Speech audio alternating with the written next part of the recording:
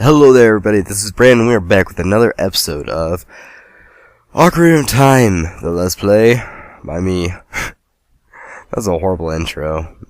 I'd say I'd redo that, but I won't. Alright, so here we go. We are back with another episode of Ocarina of Time, and what we're going to be doing today is we're going to be going through the Great Deku Tree. This area is the first dungeon of the game. We've already talked to him. Still a bit sick from last time, but nothing too big. We're gonna grab a couple. What? I just got hit by the easiest enemy in the game. That is ridiculous. Anyway, we can go ahead and go through this dungeon now because it's already been opened for us. So here we go. And this is the first dungeon of the game. It is inside the Deku Tree. Another Great Deku Tree, which is weird because that's what they call him, but now they're just calling him the Deku Tree. Kinda weird. So I have a topic today to start with. The topic today is, as you get older, you are able to hold more meaningful conversations. And what I mean by that is that if you start out as an LPer, okay, let's take me for example. Back when I first started LPing, I was 12 when I first started, and my cat just made a weird sound. I was 12 when I first started LPing, kind of close to 13, but that's 4 years ago now, and the thing about that is that I started LPing because I got inspiration from Nintendo Capri Sun, and again, sorry, my phone just went off. I got inspiration from Nintendo Capri Sun and Attacking Toucans, and those guys were my favorite LPers at the time. And which still I do watch the videos occasionally, but pretty much now I don't really watch too many LPs unless I'm really interested in a certain game. Like I did watch an LP on. I'm actually gonna put that there. I watched an LP on a Jimmy Neutron game for the PC, and that was an old LP. That was about 4 years ago or 3 years ago or something like that. It was when well, I guess even 2 years ago. Some time restraints were still on YouTube. Back when LPers had to have their videos in like 11 minutes and less. 11 minutes or less, sorry. And but when I was an LPer, I wasn't able to hold conversation very well as I was young, and I concentrated so much more on playing the game than I did with my commentary. And commentary is usually with a Let's Player, commentary is usually the more important part because people are coming here to watch or to listen and see the gameplay, and that's why Let's Players that don't talk as much usually aren't very popular. That's my opinion, at least. So, also being young, I mumbled a lot, and I didn't have any skills with editing or anything of the sort. And sorry, I just burped. Oh, excuse me. And then as I got older with my channel, I've gained subscribers, and those are mostly just like pity subscribers where they're like, oh, I'm gonna subscribe to you because I think you're, I don't know, one day. Maybe one day you'll be good. Like that kind of thing, maybe. And, but since I've gotten older, I've been able to come up with more topics and more things to talk about. And I think that's mostly why I want to start a new channel. Because of the fact that I'm not what I used to be. I'm not the same person. That channel is no longer in use. Well, it's not in use for uploading. I use it because that's where I have everyone. I'm subscribed to everyone, and I'm not gonna release that channel name for a while, just because. And actually, this room you don't have to go to. This is an optional room. You know, I find also another new topic. I find that LPers, okay, sorry. I stutter so much. They run out of things to say, and then they start talking about the game and little things that that's not really too useful. Like, I would say, there's a sculpture over here, and that this room you don't actually need to go to, because if you're not getting sculptures, then there's no use. I'm so bad at fighting those, though. I will say that. And one more thing before we get that.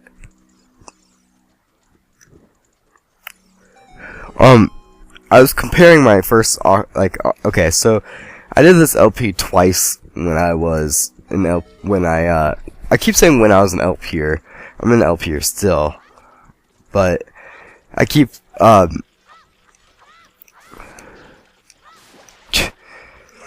when on my old channel, I did a Let's Play when I first started, and this is just a recovery heart in here, but I did a Let's Play of this game when I first started, the same year I started, I guess, not when I first started.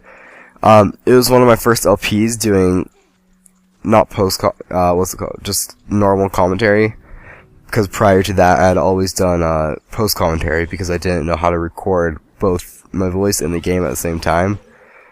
And even then, it was horrible. I remember doing post-commentary. I did a Let's Play of Wind Waker, just playing through it.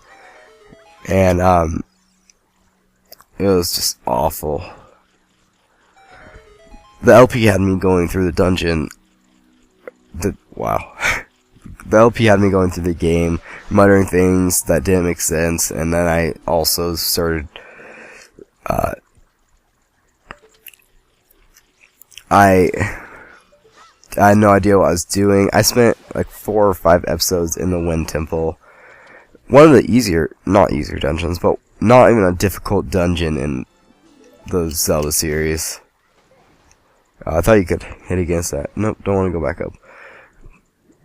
But that LP was horrible, and I started doing post-commentary, and I started doing post-commentary because I started recording large chunks of the LP, in like one session, so that I could just get the LP done with, because it was taking about a year to finish, and that's, you know, a year to finish an LP of a game that's not super long is pretty bad, and it's just terrible. What even made me just bring Wind Waker up? I don't know, I did an LP of it. Oh, I would play Minecraft and I'd record my audio at the same time. It's like, you know, man, that's just a terrible, terrible way to, record your videos. And, actually, I did get made fun of for it before. Someone's like, this guy doesn't even, record his video. Instead of talking or even doing commentary related to the game, he's just sitting there playing Minecraft and occasionally mumbling things that you can't understand. And I try not to mumble anymore, because I always had a mumbling problem. I even do still. Like, I will mumble sometimes, just horribly. There's a trick you can do there where you can backflip over it. But back on the Ocarina of Time, comparing my parts, this is the 3rd LP I'll be doing of Ocarina of Time. The first one I did back in 2011 when I was 12. Not 12. Wow. When I was 13. Actually, I was 12 when I did it. It was completed. No, it wasn't completed until I was 13, actually. Anyway, I started the LP when I was 12, and, you know, it was something else, because I was a 12-year-old, and it was only the second time I'd ever beaten the game. Prior to that, I beat the game when I was about 9 years old. I've been playing the game since I've been playing this game since it came out, though, or since I was old enough to be able to hold a controller and mash buttons. which is probably like 3 years old, 2 years old. Well, 3 years old, I'd say you might be able to remotely remember it. But by 4, I was just playing the game. I never really knew what to do. Anyway, back on the subject of when I was playing the game, LPing the game for the first time.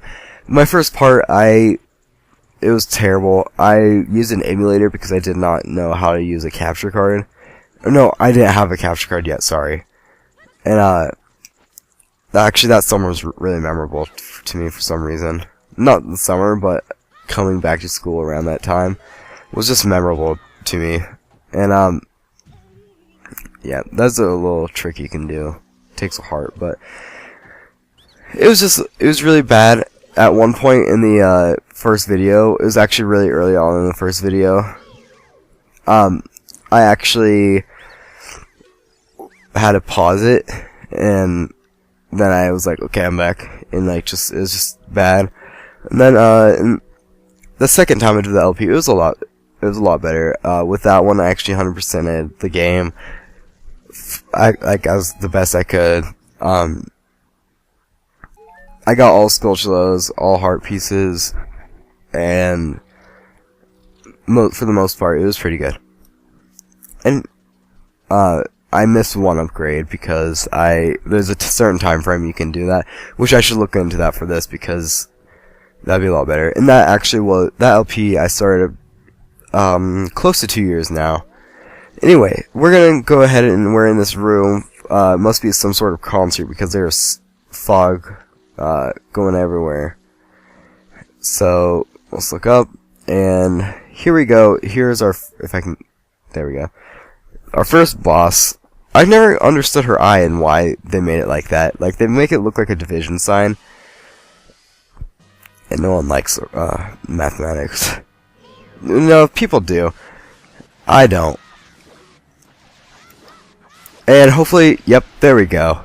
In one cycle, you can actually defeat Goma. You can do it with a jump attack and I think 3 crouch stabs. Is that what it's called? Crouch stabs. You can do it with like a regular jump attack, or you can use a stick and do 2 crouch attacks, like I just did there, and defeat it really quickly. Otherwise, you stab her a couple times, she goes up here, you shoot her back down, or she lays eggs, and blah blah blah.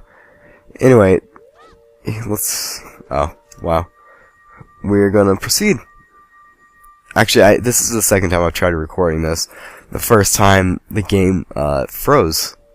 And because my cartridge is old, obviously, and it's been used a lot. Anyway, let's start this cutscene up. Well done, Brandon.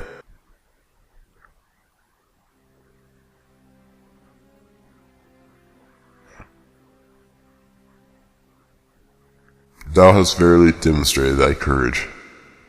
I knew that thou wouldst be able to carry out my wishes. Now I have yet more to tell ye. Wouldst thou listen? No, Brandon, thou must know my time is short. No making jokes, that's horrible. Now listen carefully. A wicked man of the desert casts his dreadful curse upon me. Actually, this is where it froze. Yeah, not froze, it just, I don't know. I don't know how to explain cartridges. They don't freeze, because freezing you can sometimes start back up again. But, here we go. This evil man ceaselessly uses his vile, sorcerous powers in search for the sacred realm that is connected to Hyrule. For it is in that secret realm that one will find the divine relic, the Triforce, which contains the essence of the gods. And here is the cutscene that we will see 3 times in this game. Before time began, before spirits and life existed, 3 golden goddesses descended upon the chaos that was Hyrule.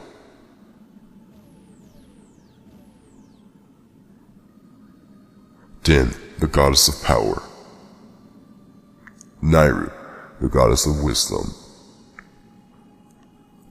Faror, the goddess of courage.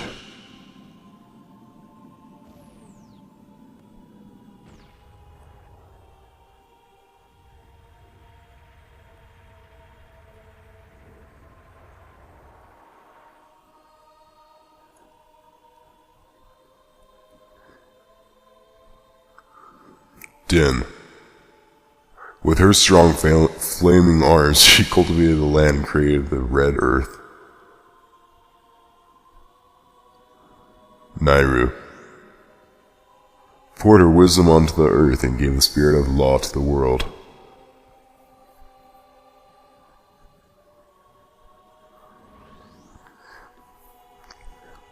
Faror.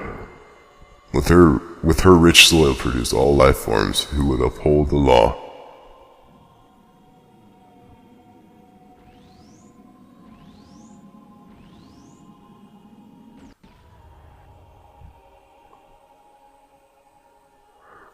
The three great goddesses, their labors completed, depart for the heavens, and golden sacred triangles remain at the point where the goddesses left the world. Since then, the sacred triangles have become the basis of our world's providence, and the resting place of the triangles has become the sacred realm.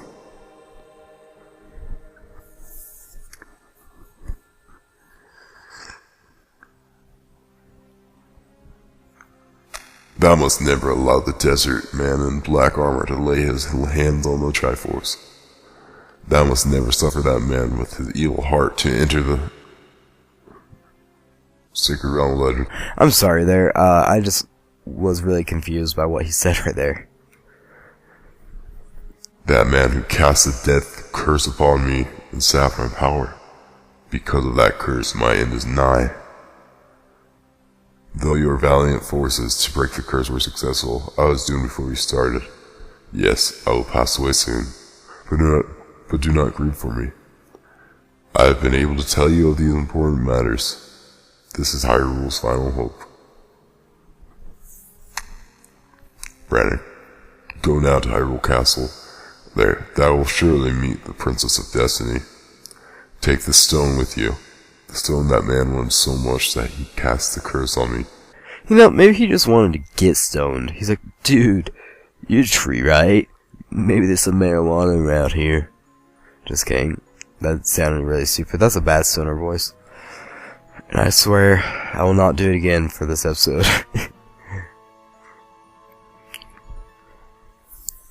You know, this thing used to look so cool. The Kokiri's Emerald is a spiritual stone of the forest, now entrusted to you by the great Deku tree. I always thought it just looked so cool. Anyway, here we go. The future depends on thee, Brandon. Thou art courageous. Now with the fairy, help Brandon carry out my will. I entreat ye, Navi. Goodbye.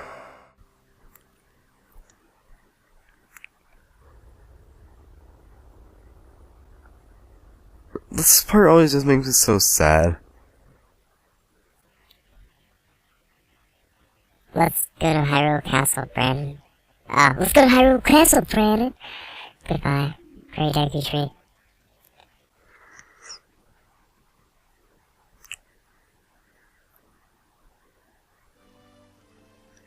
That part is pretty sad. That's like, in the very beginning of this game, a character dies. I know in Majora's Mask, like, lots of people die, but I don't know. That's different. Hey, Brandon, what did you do? The great Deku tree? Did you die? How could you do a thing like that? It's all your fault. And then he just walks away. He actually, I think he disappears, doesn't he? Or, yeah. Alright, before we end this episode off, I'm gonna show you one thing. I believe I can do it right here.